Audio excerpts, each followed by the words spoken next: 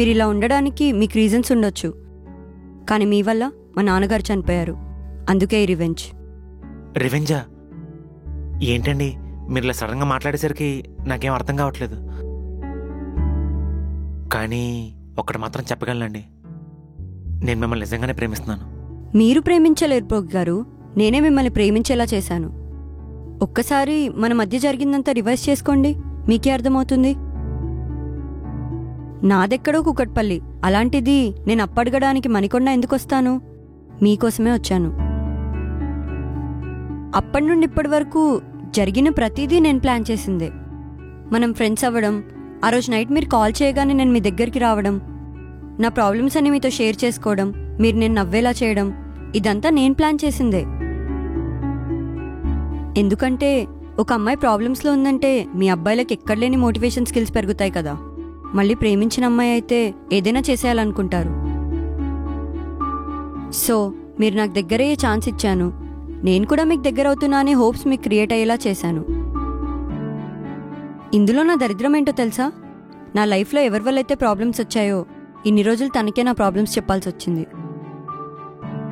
ఇందులో నేను ప్లాన్ చేయని ఏదైనా ఉందంటే అది మా బామ్మే. మా బామ్మకి నీ గురించి తెలీదు. తను నిజంగానే మన ఇద్దరికి పెళ్ళవ్వాలనుకుంటుంది. నీకేదైనా కోపం ఉంటే అది నా మీద చూపించు, కానీ బామ్మకి నిజాలు చెప్పడం లాంటివి చేయకు. ఎందుకంటే తను ఈ సిచ్యువేషన్లో తట్టుకోలేదు.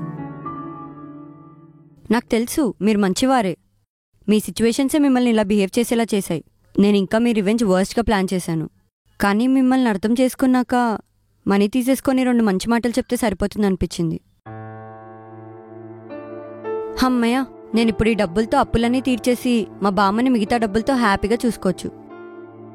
సరే మరి నేను వెళ్తాను భోగి గారు. ఇంకా బ్యాగ్ రేపు రిటర్న్ ఇచ్చేస్తానులే.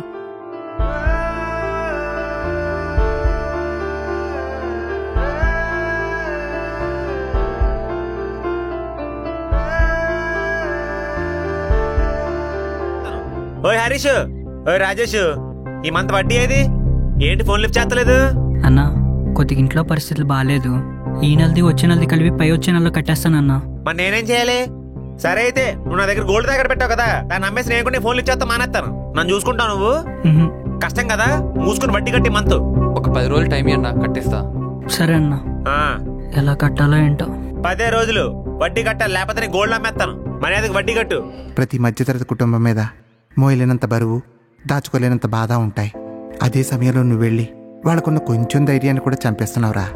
ఈ 1వ తారీఖు వస్తే చాలు అప్పులోళ్ళందరూ మీద పడిపోతారు. మా మిడిల్ క్లాస్ బతుకులకు మిగిలిన ఆ కాస్త ధైర్యాన్ని, గౌరవాన్ని కూడా వాళ్ళు తీసేసుకుంటారు. పాపం ఎంత కష్టం వచ్చుంటే ఇలా బండి తాకట్టు పెడతారు. నాకు నేనే ముఖ్యం, డబ్బే ముఖ్యం. వేరేవాడు ఎలా పోయినా నాకు అనవసరం. అందరూ అంటుంటారు కదా, డబ్బు శాశ్వతం కాదు, మనిషి శాశ్వతం అని చెప్పి. నాకు మాత్రం డబ్బే శాశ్వతం, మనిషి శాశ్వతం కాదు. మనిషి ఈ రోజు ఉంటాడు, రేపు పోతాడు, కానీ డబ్బు పెట్టి కొనుక్కున్న ల్యాండ్ ఎప్పటికీ పోదు. పిల్లం పిల్లలతో మీరే నా హాయిగా ఉండాలి, మిగతా వాళ్ళు ఉండక్కర్లేదా? పాపం ఎన్నో కష్టాలు పడి జీవితాన్ని ముందుకు నెట్టుకొస్తున్న వాళ్ళకి మీరు అంతంత వడ్డీలకు డబ్బిచ్చి పెద్ద భారంగా మారారు. వాళ్ళ సంతోషాన్ని, వాళ్ళ జీవితం మీద పెట్టుకున్న చిన్న చిన్న ఆశల్ని మీరు వడ్డీల రూపంలో లాగేసుకుంటున్నారు. వాళ్ళ ఉసురు మీకు కాదండి, మీ పిల్లలకి తగులుతుంది. ఇదేనా మీరు వాళ్ళకి ఇవ్వాలనుకుంటున్న భవిష్యత్తు? ఒకవేళ ఇదే అయితే మీరు నాకు అస్సలు అక్కర్లేదు.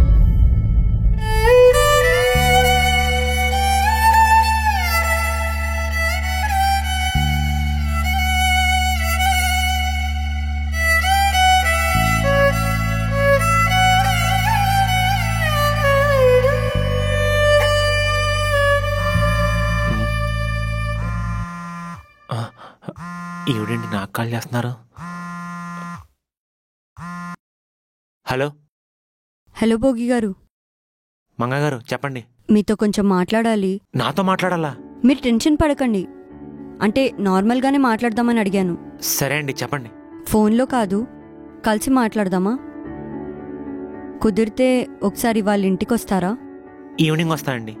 ఓకే అండి. సరే అండి.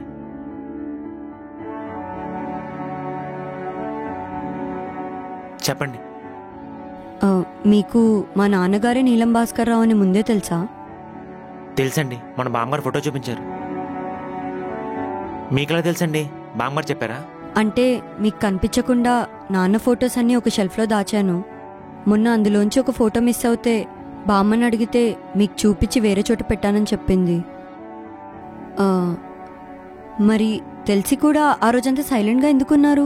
నా వల్ల మీ నాన్నగారు ఎంత ఇబ్బంది పడ్డారో మన బామ్మగారు ఫోటో చూపించాక అర్థమైంది. మీ నాన్నగారు నా దగ్గర అప్పు తీసుకున్న విషయం మీకు తెలియకపోవచ్చు, కానీ పెళ్లి చేసుకునే ముందు మీకంతా నిజం చెప్పేసి దూరం అయిపోదాం అనుకున్నాను. కానీ మీకంతా తెలుసని చెప్పి ఆ రోజు మీరు చెప్పాక అర్థమైంది. సారీ మంగ గారు. ఆయన మీ నాన్నగారని తెలిసిన దగ్గర నుంచి నేను నమ్మిన సిద్ధాంతం, బతికిన జీవితం ఎంత పెద్ద తప్పో అర్థమైంది. అందుకే మిమ్మల్ని ఇబ్బంది పెట్టాలనుకోలేదు ఆ రోజు. అందుకే సైలెంట్గా ఉండిపోయినా, ఏం మాట్లాడకుండా. ఇన్ని రోజులు నేను గమ్యం చేరుకుంటే చాలు, చేరుకునే దారి ఎలా ఉన్నా పర్లేదు అనుకున్నాను. కానీ ఆ దారిలో నేను వేసే ప్రతి అడుగులో ఎంతమంది నా వల్ల ఇబ్బంది పడ్డారో ఈ మధ్య నాకు అర్థమైంది. నేను చేసిన తప్పులకి మీలాంటి అమ్మాయిని పెళ్లి చేసుకునే అర్హత నాకు లేదండి. నేను చేయగలిగిన దాన్ని ఒక్కటే, నా వల్ల ఎవరు ఇబ్బంది పడకుండా చూసుకుంటూ కుదిరినంతమందికి సాయం చేసి నా తప్పును సరిదిద్దుకోవడమే. అంతేనండి, అంతకుమించి ఏం చేయాలనుకోవట్లేదు. మరి అందరికీ డబ్బులు ఇచ్చేసింది నేను చెప్పినందుకు కాదా? మీరు అందరికీ డబ్బులు ఇవ్వని చెప్పి అరగంట ముందే మీ నాన్నగారి ఫోటో చూశానండి. అప్పుడు కూడా నాకు వేరే వాళ్ళు గుర్తురాలేదండి, మీరు మాత్రమే గుర్తొచ్చారు. అందుకే మీకు ఇవ్వాల్సిన డబ్బు తిరిగి ఇచ్చేద్దాం అనుకున్నాను. అందుకే మీరు చెప్పారని చెప్పే మిగతా వాళ్ళకు కూడా ఇచ్చాను. మీరన్ని కష్టాల్లో ఉండి కూడా వేరే వాళ్ళ ఇబ్బందుల గురించి ఆలోచించి నా చేత వాళ్ళకి హెల్ప్ చేసేలా చేశారు. నేను మిమ్మల్ని ప్రేమించాను కాబట్టి నా తప్పు నాకు అర్థమైంది. అందుకే మీకు మాత్రం ఇస్తే సరిపోతుంది అనుకున్నాను. చూసారా మన ఆలోచనలకు ఎంత డిఫరెన్స్ ఉందో? మీరు చెప్పింది కరెక్టే అండి. ఈ సొసైటీలో బతికే హక్కు నాకు అస్సలు లేదండి. మీరు నాకు పరిచయం అవ్వకపోయి ఉంటుంటే నేను అసలు మారేవాడిని కాదేమో. థ్యాంక్స్ అండి, థ్యాంక్స్ ఫర్ ఎవ్రీథింగ్. ఇంక మిమ్మల్ని ఇబ్బంది పెట్టను. బామ్మ జాగ్రత్త, ఉంటానండి.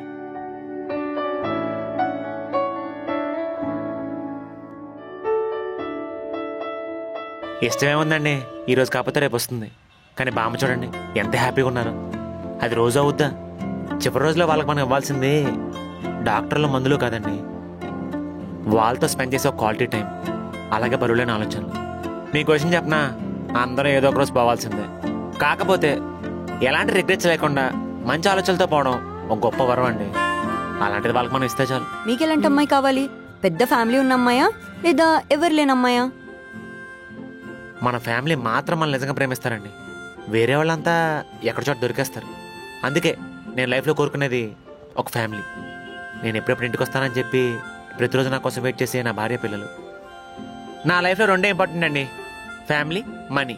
ఈ రెండింటిలో ఏ ఒక్కటి లేకపోయినా ఇంకో దానికి వాల్యూ ఉండదు. అందుకే పెళ్ళికి వచ్చే ఫ్యామిలీని బాగా చూసుకోవడానికి ఎప్పటి నుంచి కూడబెట్టేస్తున్నాను. నేను ఇదే నా గురించి, నా అనుకునే వాళ్ళ గురించి తప్ప ఇంకెవరి గురించి ఆలోచించను. నేనే కాదు, చిన్నప్పటి నుంచి సొసైటీ వల్ల నాలాగా దెబ్బలుతున్న ప్రతి ఒక్కడు ఇలానే ఆలోచిస్తాడు. ఇంతున్నప్పుడండి ఇంత ఒక పూట అన్నం పెడితే ఇంకో పూట అన్నం అడుగుతానని చెప్పి నన్ను ఎవరు లోపల కూడా రానవలేదు. అంతెందుకండి, మా బంధువులు వాళ్ళకి నేను భారం అవుతానని చెప్పి తలుపులు మూసేశారు. మా తాత దగ్గర ఆస్తి దొబ్బేసిన వాళ్ళు కూడా నన్ను పెంచితే ఆస్తుల వాట అడుగుతానని చెప్పి బయటికి గంటేశారు. అలాంటి పరిస్థితుల్లో ఒక్కళ్ళైనా నా మీద జాలిపడి నన్ను బాగా చూసుకుని ఉంటే ఇలా ఉండేవాడిని కాదు. మీలానే పుట్టపతి సాయిబాబులా మాట్లాడేవాడిని.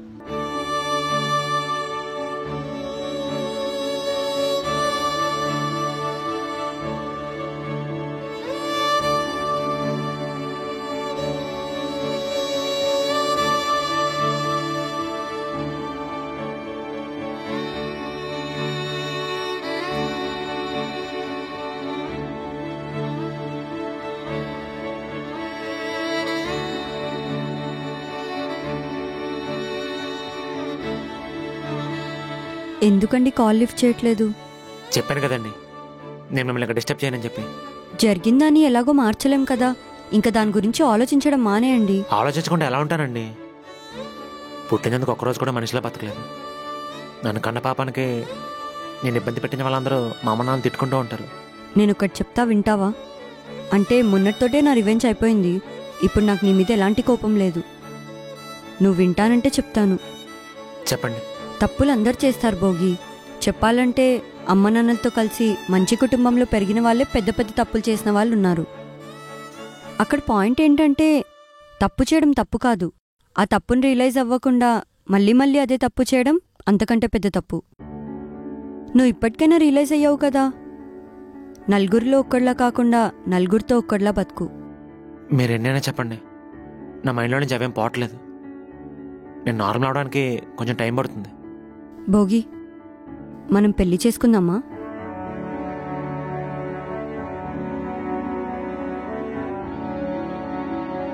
ఏంటేం మాట్లాడట్లేదు? నేను చెప్పింది వినిపించలేదా? మనం పెళ్లి చేసుకుందాం అంటున్నా. ఏంటి, నేను చెప్పేది నిజమా కాదా అని ఆలోచిస్తున్నావా? నేను చెప్పాను కదా మొన్నటితోనే నా రివెంజ్ అయిపోయిందని. ఇంకా గేమ్స్ లాంటివి ఏం లేవు. నేను నిజంగానే అడుగుతున్నా. నాకిప్పుడు అర్థమైంది, నీకు నన్ను పెళ్లి చేసుకోవడం ఇష్టం లేదు కదా. ఇన్ని రోజులు నేను ఒక్కదాన్నే యాక్ట్ చేశాను అనుకున్నా. నువ్వు కూడా నన్ను లవ్ చేస్తున్నట్టు యాక్ట్ చేసావన్నమాట. చచ్చా, అలాంటిదేం లేదండి. నా వల్ల మీ జీవితం తలకిందులైపోయింది. అయినా కూడా మీరు నన్ను ఎలా పెళ్లి చేసుకుందాం అనుకుంటున్నారు? అందుకే అంటున్నా, తలకిందులైన నా జీవితాన్ని నిలబెడతావనే పెళ్లి చేసుకోమంటున్నా. ఓయ్ బామ్మ, నిన్ను నన్ను పెళ్లి చేసుకోమంది కదా అని చెప్తున్నా అనుకున్నావా? లేదు, నిజంగానే నాకు నేనే ఆలోచించి అడుగుతున్నా. మీరు ఎంతైనా మంచివారండి. ఎన్నిసార్లైనా క్షమించి ఇంకో అవకాశం ఇవ్వగలరు. కానీ ఆ అవకాశం పొందే అర్హత నాకు ఉండాలి కదా. ఆ అర్హత నీకుందనే నేను అడుగుతున్నా. మా నాన్న ఇప్పుడు ఏం చెప్పేవారో తెలుసా? నువ్వు ప్రేమించాలనుకున్నా, పెళ్లి చేసుకోవాలనుకున్నా, అబ్బాయి ఎలా ఉన్నా పర్లేదు, కానీ ఫ్యామిలీకి రెస్పెక్ట్ ఇవ్వాలి. ఆ ఫ్యామిలీయే తన ప్రయారిటీ అండ్ హ్యాపీనెస్ అయి ఉండాలి. అలా ఫ్యామిలీకి వాల్యూ ఇచ్చేవాడు వస్తేనే నీ లైఫ్ కూడా బాగుంటుంది అనేవారు. ఆ విషయానికి వస్తే నీకన్నా ఫ్యామిలీకి రెస్పెక్ట్ ఇచ్చేవాడిని నేను ఇప్పటివరకు కలవలేదు. ఇక ముందు కలుస్తానే నమ్మకం కూడా నాకు లేదు. నీకు ఫ్యామిలీ లేదని, నువ్వు పెళ్లి చేసుకున్నాకొచ్చే ఫ్యామిలీ కోసం నువ్వు ఎప్పటి నుండో ఆలోచిస్తున్నావు. అదే కళ అనుకొని బతుకుతున్నావు. రేపొచ్చే నీ భార్యకి ఇబ్బంది అవ్వద్దని నువ్వు మందు సిగరెట్ కూడా అలవాటు చేసుకోలేదు. వాళ్ళు ఏదడిగినా ఇవ్వాలని, వాళ్ళని బాగా చూసుకోవాలని నువ్వు ఎప్పటి నుండో డబ్బులు సంపాదిస్తున్నావు. ఇలాంటి టాప్ క్లాస్ రెజ్యూమే పెట్టుకొని జాబ్ చేయడానికి అర్హత లేదంటావేంటయ్యా బాబు? నీ రెజ్యూమే చూస్తే ఎవరైనా నీకు హస్బెండ్ పోస్ట్ ఇచ్చేయాల్సిందే తెలుసా? నువ్వు అన్నట్టుగానే నీ కళ చాలా గొప్పది, కానీ నువ్వు ఎంచుకున్న దారే తప్పు. ఇప్పుడు ఆ దారంతా మంచిగా చేసుకున్నావు కదా, అంటే దానికి కారణం నేనే అనుకో. మరి నేను పడ్డ శ్రమకి ఫలితం రావాలి కదా. అందుకే నన్ను పెళ్లి చేసుకోమంటున్నా. బాబు, ఈ మధ్య అబ్బాయిల్ని నమ్మడం చాలా కష్టం. అందులో నేను నిన్ను చాలా చాలా కష్టపడి మార్చుకున్నా. నిన్ను వదులుకునే రిస్క్ అయితే నేను చేయలేనమ్మా. మొహమలా ఉమ్మని పెట్టుకుని కూర్చుంటే నేనేమనుకోవాలి? ఓయ్ ఇదిగో చెప్తున్నా, ఇదే లాస్ట్ ఛాన్స్. నేను ఇప్పుడు వెళ్ళిపోతే మళ్ళీ రాను. అస్సలు మాట వినవు కదా, పొగరు. సరే బాయ్.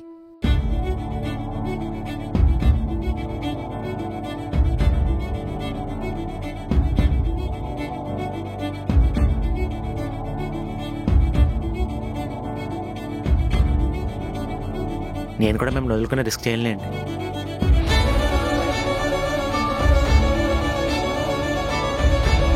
మంగ గారు, నాకేమనిపిస్తుంది చెప్పనా? చెప్పండి. మీరేమనుకోకూడదు. నేనేమనుకోను, చెప్పు. మీ పగ ఇంకా తీరలేదు. నన్ను పెళ్లి చేసుకుని నాకు బాగా నరకం చూపించి మీ పగ తీర్చుకుందాం అనుకుంటున్నారేమో అనిపిస్తుందండి. మీ మొహానికంత సీన్ లేదనిపించట్లేదా అండి? కరెక్టే. ఈ జీవితం మీది, ఏం చేసుకుంటారో చేసుకోండి. చేయాల్సింది నేను కాదు, నువ్వే. ఏం చేయాలి? నువ్వు ఇప్పటి నుంచి నీకు అందరికీ ఉపయోగపడేలా వడ్డీ వ్యాపారం చేయాలి. లేదంటే మానే, నేను చూసుకుంటా. నీ దయ వల్ల ఎలాగో నాకు అప్పులన్నీ తీరిపోయాయి. నువ్వు ప్రశాంతంగా ఇంట్లో కూర్చో, అన్నీ నేను చూసుకుంటా. ఇది కూడా బానే ఉంది.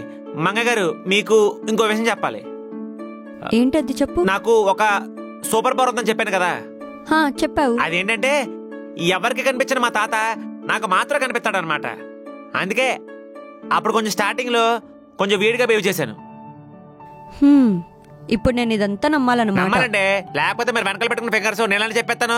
మా తాత చెప్పాడు కాబట్టి చెప్పా. ఓహో, అదా మ్యాటరు. అయితే ఇప్పుడు ఆయన ఇక్కడ లేరండి. ఆయన కూడా మీలాగా మంచి మంచి అని బురదనేసాడు. వెళ్ళిపోమని చెప్పాను. ఆయన ఉన్నప్పుడు చెప్పింది నుండి బాగుండనిపిస్తుంది. సరేలే, ఈసారి వస్తే నాకు కూడా కనిపించమని చెప్పు. సరే. అవును, నాకు మా తాత కనిపించినట్టు మీకు కూడా మీ తాత కనిపిస్తాడా? ఆప్తావా నీ ఎదవగోలా? ఆపేశాను. మంగయ్య గారు, ఇప్పటి వరకు నేను ఏమైతే సినిమాకి వెళ్ళలేదు. మన ఇద్దరం కలిసి సినిమాకి వెళ్దామా? ఏమొద్దు, బామ్మ ఇంట్లో వెయిట్ చేస్తుంది. ఓ, అన్ని పెళ్ళైన తర్వాత అంటారన్నమాట. ఓకే. అవును, మనం పెళ్ళిళ్ళు చేసుకుందాం.